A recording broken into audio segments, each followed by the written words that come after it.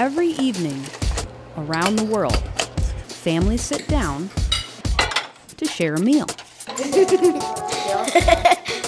For the Kirsch family in Cottage Grove, Mom Renelle and Dad Eric regularly cook for their kids.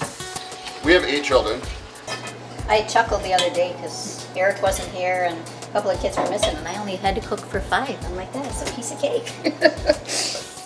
8 kids total, including 2 all grown up, 2 high school age, and 4 in elementary school that were adopted. The youngest one that we adopted, we just celebrated his 5th Gotcha Day. A Gotcha Day is the day that the adoption was finalized. Before the Gotcha Days, Eric and Renelle welcomed the kids they now share a last name with into their home as foster parents. The best part, I would have to say, is just really being there for the kids who really need somebody at that moment. They're here and they're scared. We give them something that just says it's okay and it's going to be okay, because their life is just really in upheaval at that moment, and to be there and be a part of somebody's life to let them feel just a little bit okay in that moment. Children are usually placed in foster care due to neglect or abuse, parents being unable to meet their safety and well-being, the needs of that child. What happens is somebody will contact you and say, hey, we've got this child, these group of kids, and this is their situation, and would you be interested in meeting with them and seeing if it would click with your family?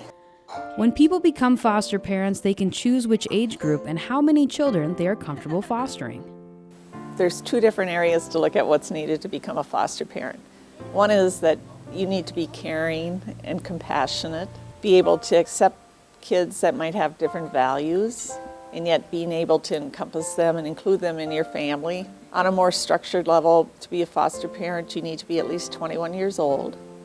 You'll need to complete a background study. Then we have orientation sessions and some mandatory training that's required. Okay, I'm ready. It kind of helps you prepare you for what to expect, so that when things come up, whether they're traumatic incidents or behaviors that you see in children, you're like, well, wait a minute, they catch you really off guard. And so this, all the training initially was kind of prepared you for that. And now I just went to a training the other night. It's just helpful reminders that, hey, these behaviors aren't that abnormal. I think our goal is, especially the kids who have just come for a short period of time, is to just show them that there might be a different way than what you've experienced at your house, so that as the kids get older, maybe they have a chance to decide how they want to raise their kids instead of just doing it the same way that their families have shown them. And for the kids who have stayed, I mean, it's phenomenal. They have a family who is with them, for them, no matter what, and they didn't have that before. The fact that you can provide a safe, consistent environment, home life for these children can be very rewarding. In Washington County, more foster parents are needed for all ages, but there is a strong need for homes for teens and sibling groups. It's very traumatic to separate siblings. We do not want to do that. It is not in their best interest to separate siblings. Then we also do need providers to do respite. And respite is where we make arrangements. The foster family is willing to care for a child over a weekend, 1 or 2 weekends a month. You're just giving the parents a break. We have a boy that we do respite care for. He has a great home situation. He's a little on the autism spectrum, so we get to interact with him, and he fits right in with our family, and the kids look forward to seeing him. It's more like a cousin that comes over and spends the weekend with you than say a foster child. Last year, the county had 126 requests for foster care or respite care. At times those requests might be withdrawn, or we would not be able to match a child up with a provider who could meet that child's needs. And then we would have to have that worker contact somewhere else, a private agency or somewhere else, because we don't have the number of foster parents needed to meet that variety of needs.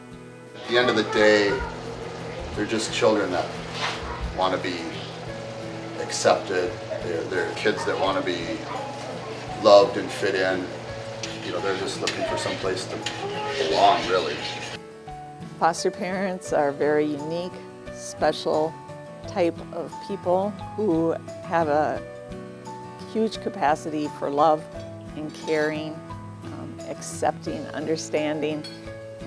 Foster parents are one of a kind. We do have informational meetings every other month, or you can call into Washington County and just ask questions. And we have an initial information packet that we can send out. And any licensor, foster care licensor, is happy to speak to you if you have questions too. Just call.